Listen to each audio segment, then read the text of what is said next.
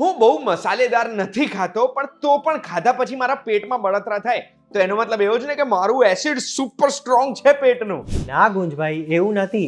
એનું મતલબ એ છે કે તમને હાઇપર એસિડિટીનું પ્રોબ્લેમ છે. મતલબ કે તમારું સ્ટમક જરૂરત કરતાં વધારે એસિડ બનાવે છે. હવે જો એક વખત એસિડિટી થવા લાગે તો તરત દૂધ પીને આઈસ્ક્રીમ ખાઈને આપણું એસિડિટી તો ઠીક થઈ જશે ને? અરે તમે કયા જમાનામાં રહો છો?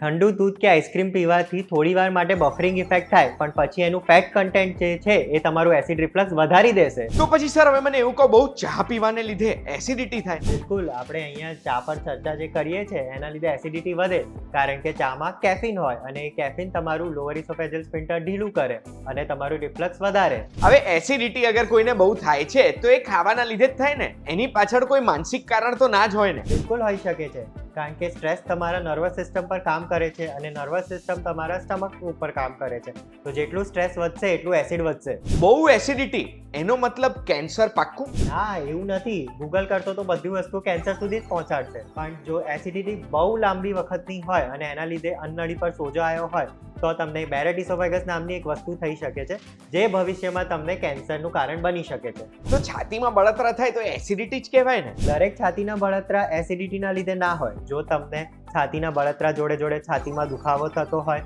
ડાબા હાથમાં દુખે, પરસેવો આવે કે ચાલવા પર શ્વાસ ઊભો થાય તો તમને કાર્ડિયક ઇશ્યુ રૂલ આઉટ કરવું પડે. ખાધા પછી જેમ પેટમાં બળતરા થાય છે એ જ રીતે ગળામાં બી બળતરા થાય તો એ તો નોર્મલ જ કહેવાય ને? એસિડિટી જ કહેવાય ને? ના, જો ગળામાં વારંવાર બળતરા થતા હોય તો એને એસિડિટી ના કહેવાય, એને ગેસ્ટ્રોઇસોફેજલ રિફ્લક્સ ડિઝીઝ કહેવાય, કારણ કે ત્યાં તમારું વાલ નબળું હોય અને એના લીધે એસિડ પાછું મોઢામાં આવે છે. રોજ જે એસિડિટી થતી હોય એના લીધે ઊંઘ બગડતી હોય તો આપણે સહન જ કરવું પડશે ને? એનો કોઈ ઈલાજ તો નથી જ ને? અરે એઆઈના જમાનામાં આપણી પાસે બહુ બધા ઓપ્શન્સ છે ઈલાજના. આપણી પાસે દવાઓ છે, લાઇફસ્ટાઇલ ચેન્જીસ છે અને સર્જરીનું ઓપ્શન પણ છે, જેના વિશે આપણે આગળ વિસ્તારમાં વાત કરીશું.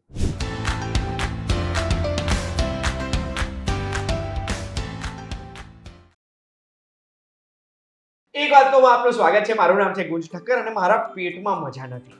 ગઈકાલ રાત્રે કંઈક ખાઈ લીધું હતું જેના લીધે બળતરા થાય છે, એસિડિટી થાય છે.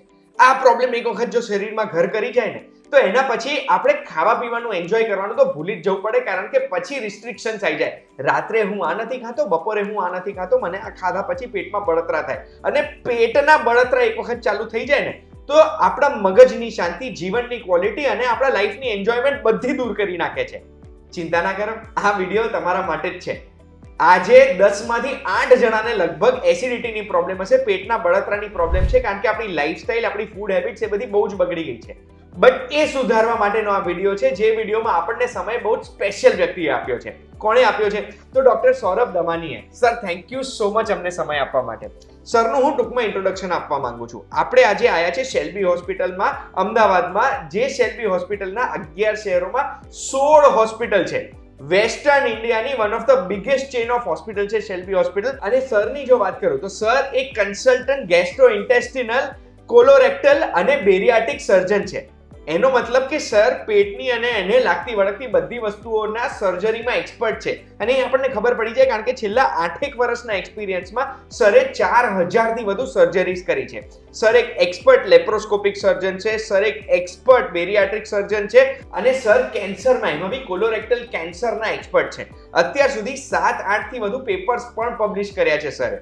એટલે સરને આ એસિડિટીની પ્રોબ્લેમ દૂર કરવાની ખબર છે ને એટલે જ પહેલો પ્રશ્ન હું સરને એ જ પૂછવા માંગુ છું કે સર આ એસિડિટી થાય છે કેમ? અરે એસિડિટીના બહુ બધા કારણ હોય છે, જેમ કે જો તમે ચા કોફીનું વધારે સેવન કરતા હોય, સ્મોકિંગ એલ્કોહોલનું સેવન કરતા હોય, કે તમારી ઊંઘ બરોબર ના હોય, કે તમને બહુ સ્ટ્રેસ લેવાની ટેવ હોય, જોડે જોડે કેટલા લોકોને એચ પાયલેરીનું ઇન્ફેક્શન હોય છે, કે એમનું લોઅર ઇસોફેજલ સ્ફિન્ક્ટર વાલ ઢીલું હોય છે. આ બધા કારણોના લીધે એસિડિટી થઈ શકે છે. તો પછી સર આપણે એસિડિટીની ઇનડેપ્થ ચર્ચા કરીએ એ પહેલા આપણે અગર જાણવું હોય કે મને અગર એસિડિટી એકદમ જ થઈ ગઈ, પેટમાં બળતરા થઈ ગયા, તો ઇન્સ્ટન્ટલી એને કઈ રીતે હું ક્યોર કરી શકું? ઇન્સ્ટન્ટલી એસિડિટી ક્યોર કરવા માટે જો તમને એસિડિટી થાય તો તમને આડા ના પડવા જોઈએ. તમે તરત તટાર બેસી જાઓ કે થોડું વોક કરી લો. એના જોડે જોડે તમે એન્ટાએસિડ્સ લઈ શકો છો અને ઘરેલું ઇલાજમાં સોંફ, જીરા, અજવાઈન જેવી વસ્તુઓ વાપરી શકો છો જે એલ્કલાઇન નેચરની હોય છે તો એના લીધે એસિડિટી ઓછી થાય. જોડે જોડે જો તમે મિન્ટ પણ લઈ શકો છો, કારણ કે મિન્ટની જે કુલિંગ પ્રોપર્ટીઝ હોય એ મસલ રિલેક્સન્ટનું કામ કરે અને સ્ટમકને રિલેક્સ કરે, એટલે તમારું રિફ્લક્સ ઓછું થઈ જાય. તો પછી આ દૂધ અને આઈસ્ક્રીમ ક્યાંથી આવી ગયો આ પિક્ચરમાં કે દૂધ આઈસ્ક્રીમથી એસિડિટી દૂર થઈ જશે? જે મેં તમને પહેલાં કીધું કે દૂધ અને આઈસ્ક્રીમના સેવનથી તમને થોડીવાર માટે બફરિંગ ઇફેક્ટ મળે, એટલે તમને એવું લાગે કે એસિડિટી ઓછી થઈ ગઈ છે, પણ એનું ફેટ કન્ટેન્ટ તમારું એસિડિટી વધારે અને તમારું રિફ્લક્સ વધે.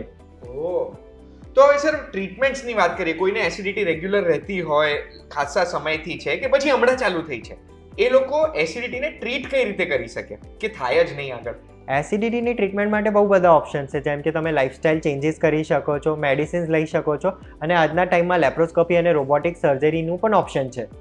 ઓ વાવ, તો હવે આ ટ્રીટમેન્ટ્સ વિશે વાત કરીએ ને એ પહેલા મારે ખાલી થોડું જાણવું છે કે જેવી રીતે તમે આ દૂધ અને આઈસ્ક્રીમની ગેરમાન્યતા દૂર કરી, એવી રીતે બીજી કઈ ગેરમાન્યતાઓ છે એસિડિટીને લઈને જે આજે તમે જોતા હશો? સૌથી કોમન ગેરમાન્યતા એ છે કે સોડા પીવાથી એસિડિટી મટે, કે મોસ્ટ ઓફ ધ લોકો ખાધા પછી સોડા પીવા જાય એ વિચારીને કે આનાથી એસિડિટી ઓછું થશે, પણ સોડાનું જે ગેસ અને એસિડ કન્ટેન્ટ હોય છે એ તમારી એસિડિટી વધારશે, ઓછી નહીં કરે. બીજી માન્યતા એ છે કે જો તમને એસિડિટી થાય તો તમને ભૂખ્યા રહેવું જોઈએ, પણ આ બહુ જ ગેરમાન્યતા છે, કારણ કે જેટલું તમે ભૂખ્યા રહેશો એટલું સ્ટમકનું એસિડ વધશે. તો જ્યારે તમને એસિડિટી વધારે હોય ત્યારે તમને ફ્રીક્વન્ટ સ્મોલ મીલ્સ લેવા જોઈએ. અચ્છા, સમજી ગયો. આ બધી ગેરમાન્યતાઓ મને પણ હતી સર. હવે હું નેક્સ્ટ પ્રશ્ન પૂછવા માંગુ છું. જે તમે 3 ટ્રીટમેન્ટ કીધી, તમે કીધું કે લાઈફસ્ટાઈલ સુધારવાથી, એટલે આપણી આદતો સુધારવાથી આપણે એસિડિટી દૂર કરી શકીએ છીએ. તો એ કેવા પેશન્ટ્સ માટે છે અને કઈ આદતો સુધારવાથી એસિડિટી દૂર થશે? સો લાઇફસ્ટાઇલ ચેન્જીસ કરવાથી ઘણા બધા ફાયદા થઈ શકે છે, જેમ કે તમે રેગ્યુલર એક્સરસાઇઝ કરો તો રિફ્લક્સ ઓછું થાય. જો તમારું બોડી વેટ વધારે હોય તો તમને એના ઉપર કામ કરવું જોઈએ અને નોર્મલ બોડી રેન્જમાં આવી જવું જોઈએ તમારું વેટ. એના જોડે જોડે સ્મોકિંગ અને એલ્કોહોલની સેવન બંધ કરવી જોઈએ, ચા કોફી ઓછી કરવી જોઈએ. જો તમારી જમવાની પદ્ધતિ બહુ અનિયમિત છે તો એ તમને સુધારવી જોઈએ અને ફ્રીક્વન્ટ સ્મોલ મીલ્સ લેવા જોઈએ. રાતનું જે તમારું ભોજન હોય એ બહુ લાઇટ હોવું જોઈએ અને ઊંઘતાના 2 થી 3 કલાક પહેલાં તમને ભોજન કરી લેવું જોઈએ, એના પછી કંઈ લેવું નહીં. રાત્રે ઊંઘતી વખતે થોડું પિલ્લો રાખવું જોઈએ અને હેડ એન્ડ એલિવેશન કહેવાય, એટલે માથાનું ભાગ થોડું ઊંચું રાખવું જોઈએ. જોડે જોડે બહુ ટાઈટ કપડાં ના પહેરવા જોઈએ. તો આ બધી વસ્તુઓ જો તમે કરો તો તમને ખાસું રિફ્લક્સમાં આરામ મળે. સર, આ બધી ટિપ્સ તમે જે આપી એનાથી હું સમજી ગયો કે એસિડિટી આપણે થવાની શરૂ થઈ હોય તો દૂર કરી શકીએ ને એ. પણ હવે માની લો કોઈને વર્ષોથી એસિડિટી થઈ રહી છે, એ બી આ વસ્તુને ફોલો કરીને એસિડિટી દૂર કરી શકે? બિલકુલ, એ પણ આ વસ્તુનો જો નિયમિત પાલન કરે તો એનું એસિડિટી ખાસું ઓછી થઈ શકે છે, અને એના જોડે જોડે જો મેડિસિન ટ્રીટમેન્ટ ચાલુ કરે તો એને 80 to 90% રિલીવ થઈ શકે છે. વાહ! હવે તમે કીધું કે ખાવાનો સમય ફિક્સ્ડ હોવો જોઈએ. આમાં એવું મેં સાંભળ્યું છે કે આપણા પેટના એસિડને આપણે ફિક્સ્ડ સમય રાખીશું તો એ જ સમયે એસિડ બનશે ને એ જ સમય યુઝ થઈ જશે. અગર આપણે અનિયમિત જમવાનું રાખીએ છીએ તો પેટ એક્સપેક્ટ કરતું હોય કે આટલા વાગે જમવાનું આવશે, એસિડ બનાવી દે ને એના લીધે પછી એસિડિટી થાય અગર જમે એની. આ ગેરમાન્યતા છે કે આ સાચી વસ્તુ છે? તો આમાં હું તમને થોડું સર્કાડિયન રિધમ વિશે સમજાવું છું. બોડીની એક નેચરલ ક્લોક હોય છે. જો એ ક્લોક તમારું જેટલું લાઇફસ્ટાઇલથી મેચ થશે એટલી તમારી બોડીમાં એસિડિટી ઓછી થશે. તો જનરલી અમે સલાહ આપતા હોઈએ છીએ કે સવારનું બ્રેકફાસ્ટ તમારું સૌથી હેવીએસ્ટ મીલ હોવું જોઈએ.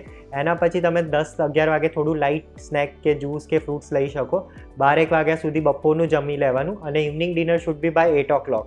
તો આવી રીતે જો તમે ટાઈમ મેન્ટેન કરો અને દરેક મીલમાં ટ્રાય કરો કે તમારું પ્રોટીન કન્ટેન્ટ વધારે હોય અને ફેટ અને કાર્બનું કન્ટેન્ટ ઓછું હોય. સો જો આ રીતે તમે ફોલો કરશો તો you will have a very good and happy gut. આ કાર્બનું કન્ટેન્ટ સર ઓછું કીધું, એ ઓછું હશે ને તો જમ્યા પછી જે આપણને ઊંઘ આવે છે ને એ ઊંઘ બી કદાચ નહીં આવે. બિલકુલ, અને જો તમારા ડાયટમાં પ્રોટીન કન્ટેન્ટ વધારે હશે તો તમને શુગર ક્રેવિંગ્સ પણ ઓછી થઈ જશે. હવે સર તમે થોડી વખત પહેલા એવું કીધું કે દવાઓની સાથે સાથે લાઇફસ્ટાઇલ ચેન્જીસ, તો દવાઓથી કઈ રીતે એસિડિટી ઠીક થાય? તો બહુ બધી દવાઓ અવેલેબલ છે, જેમ કે એન્ટાસિડ્સ છે, H2 બ્લોકર્સ છે, PPI બ્લોકર્સ છે. તો આ બધી દવાઓ જો તમે કોઈ પણ ડૉક્ટરને પૂછીને ચાલુ કરો તો એ તમને ગાઈડ કરી શકે છે કે કેટલા ટાઈમ માટે દવા લેવાની છે ને કેવી રીતે લેવાની છે. પણ પ્રોબ્લેમ એ છે કે લોકો આને છે ને ઓન એન્ડ ઓફ લેતા હોય છે કે પૂછ્યા વગર લેતા હોય છે, ચણા મમરાની જેમ.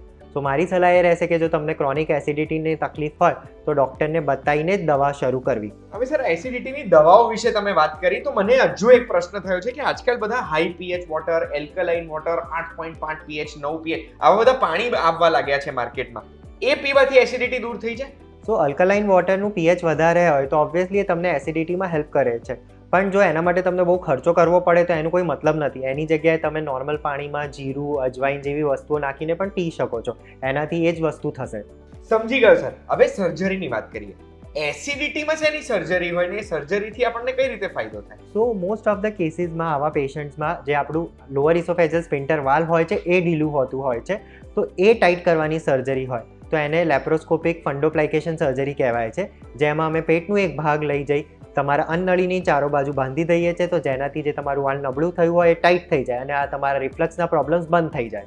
એટલે આ રિફ્લક્સ તમે કીધું ને, રિફ્લક્સ એટલે જે પેલું ગળામાં બળતરા થાય એસિડિટીના લીધે, એ જ ને? એ જ. તો એ સ્ટમક એસિડ કામ કઈ રીતે કરે અને આ રિફ્લક્સ થવાનું કારણ શું છે, એવી મારે સમજવું છે. સો આ જે આપણે વાત કરી રહ્યા છે વારંવાર GERD, એનું મિનિંગ છે ગેસ્ટ્રો ઇસોફેજલ રિફ્લક્સ ડિઝીઝ. જ્યારે તમારું સ્ટમકનું એસિડ તમારા અન્નનળીમાં પાછા આવવા લાગે અને એ વસ્તુ જો વારંવાર તમને હેરાન કરે તો એને GERD કહેવાય. આ જનરલી ત્યારે થાય છે જ્યારે તમારે અન્નનળી અને સ્ટમકની વચ્ચેનું જે વાલ, જેને લોઅર ઇસોફેજલ સ્પિન્ટર કહેવાય છે, એ ઢીલું હોય. આ વાલ ઢીલું હોય તો જે એસિડ નીચે જવું જોઈએ એ થોડી વારમાં ઉપર આવે અને એ તમારા ગળામાં બળતરા કરે અને તકલીફ ઊભી કરે. તો GERD આજે બધા બળતરા થઈ રહ્યા છે, એ અગર નથી આપણે ટ્રીટ કરતા તો પછી એમાં ખરાબમાં ખરાબ શું થઈ શકે? જો તમે બહુ GERD ને ઇગ્નોર કરો અને એની ટ્રીટમેન્ટ ના લો તો તમારી અન્નનળીને ખાસો ડેમેજ થઈ શકે છે, કારણ કે આ લોંગ ટર્મ એસિડ તમારા અન્નનળીમાં સોજો ઊભો કરી શકે છે. આના જોડે તમને ક્રોનિક કફની તકલીફ રહી શકે છે, તમારા અવાજમાં ચેન્જીસ આવી શકે છે અને કેટલા લોકોને ખાવાનું નીકળવામાં પણ તકલીફ થઈ શકે છે. આગળ જતાં આ જ વસ્તુ કેન્સરમાં પણ ફેરવાઈ શકે છે. તો સર આ GERD ના લક્ષણો શું હોય? સો GERDના લક્ષણો બહુ સામાન્ય હોય, જેમ કે છાતીમાં બળતરા થવા કે ગળામાં બળતરા થવા. કેટલા પેશન્ટોને પેટ બહુ ભારી લાગે છે, કેટલાઓને બહુ ઉબકા આવે છે. તો આ વસ્તુઓ બહુ કોમન વસ્તુઓ છે જે બહુ મિસડાયગ્નોઝ પણ થાય છે કે લોકો આમને આમ એને ચલાયા કરે છે. બસ સર, તમે મિસડાયગ્નોઝની વાત કરીને એ મારે સવાલ એ છે કે મારી સાથે કે ઘણા બધા લોકોને ઓળખું છું, એમની સાથે બહુ જ વધારે ખાઈ લીધું એના પછી ગળામાં બળતરા થવું કદાચ એમને નોર્મલ હશે, પણ બળતરા મને આજે થાય છે. હું તમને અગર બતાવવા આવ્યો ત્યારે મને બળતરા નહીં થતા હોય, તો તમે આ ગળાના બળતરાના લીધે GERD થાય છે એ ડાયગ્નોઝ કઈ રીતે કરો, ઓળખો કઈ રીતે? સો GERDના નિદાન માટે અમે એન્ડોસ્કોપી કરતા હોઈએ છીએ, જેમાં એક નાનું કેમેરા મોઢામાં ઉતારવામાં આવે છે, જેનાથી આપણે અન્નનળી અને સ્ટમક અને આંતરડાનું સ્ટાર્ટિંગનું પાર્ટ જોઈ શકીએ છીએ. અને જો એમાં H. pyloriનું ઇન્ફેક્શન હોય તો એ પણ ખબર પડે. જોડે 24 hour pH સ્ટડી અને ઇસોફેજલ મેનોમેટ્રી જેવી પણ સુવિધાઓ ઉપલબ્ધ છે. હવે સર, આ GERD અગર ડાયગ્નોઝ થઈ ગયું તો એના પછીની ટ્રીટમેન્ટ શું છે? તો જેમ આપણે વાત કરી, ડિપેન્ડિંગ ઓન તમને કેટલી તકલીફ છે એ પ્રમાણે we can start you on lifestyle changes, medication, અને જો તમે કેન્ડિડેટ હોય for surgery then we can plan for a surgery itself. હવે આ GERD ની સર્જરી વિશે વાત કરીએ ને, પહેલા મારે જાણવું છે કે GERD બહુ ખાવાના લીધે GERD થતું હોય છે?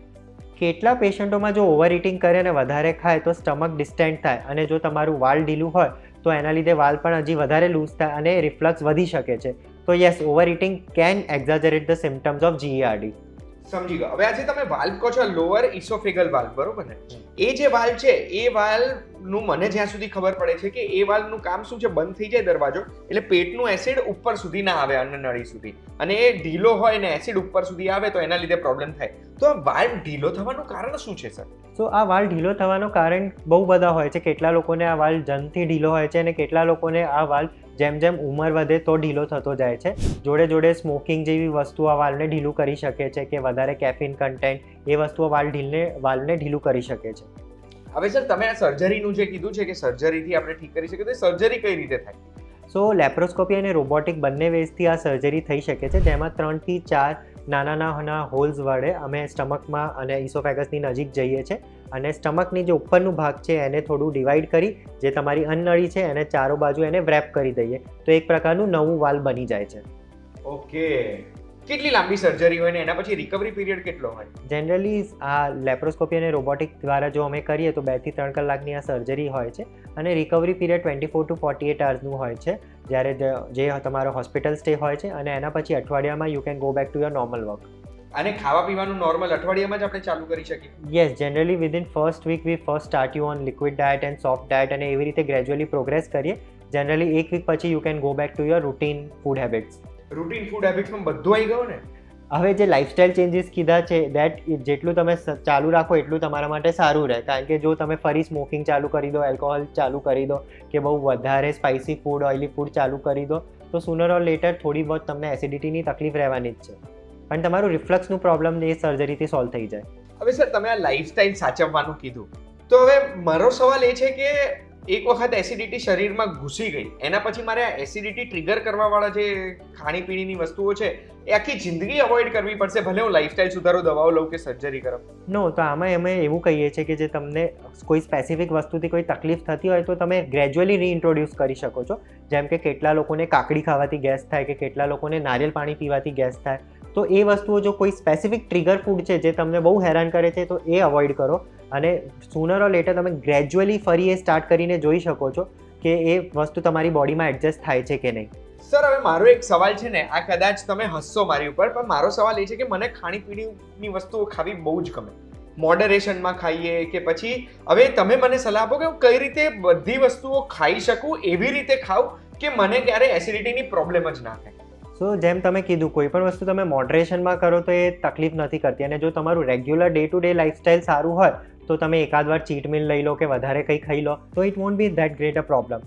અને જો તમે રેગ્યુલર એક્સરસાઇઝ કરતા હોય then it will work miracles for you. So I would suggest કે એટલીસ્ટ તમે 40 મિનિટ્સ પર ડે એક્સરસાઇઝ કરો, અને આખા વીક ના કરી શકો તો કંઈ વાંધો નહીં, પણ એટલીસ્ટ 3 થી 5 વાર અઠવાડિયામાં કરો. So this will be very helpful overall. અને કદાચ એ એક્સરસાઇઝ કરીશ તો પછી મારે જે ખાવું હશે હું ખાઈ શકીશ ને પચાવી શકીશ. Yes you can, but as I said everything in moderation. Sir, એટલે આજે એસિડિટીને લઈને કદાચ એક વાત કહું, આટલી ઇન્ફોર્મેશન પહેલી વખત ગઈ હશે ને આ વિડીયો માટે તમે જે સમય કાઢ્યો છે ને અમને જે આન્સર્સ આપ્યા છે એના બદલે અમે ખૂબ ખૂબ આભારી છે તમારા. Thank you so much sir. Thank you ગુંજભાઈ. ડોક્ટર સૌરભ દવાની એ આપણી સાથે આજે જોડાયા હતા શેલ્બી હોસ્પિટલથી. આ વિડીયોમાં એમણે ઘણી બધી ઇન્ફોર્મેશન આપી છે આપણને એસિડિટીના કારણો અને એની ટ્રીટમેન્ટ્સને લઈને. તમને જો આ ઇન્ફોર્મેશન ગમી હોય તો લાઈક બટન દબાવતા જજો, અને આવી ઇન્ફોર્મેશન જોવી હોય તો બસ મને જોતા રહેજો. આપણે ફરી મળીશું. કોઈ પણ પ્રશ્ન પૂછવો છે તો કમેન્ટમાં પૂછજો, કે પછી સરને ડિરેક્ટલી પૂછવો હોય તો સ્ક્રીન ઉપર દેખાય છે નંબર ઉપર પૂછી લેજો. આપણે ફરી મળીશું. ધન્યવાદ. Thank you so much sir. Thank you.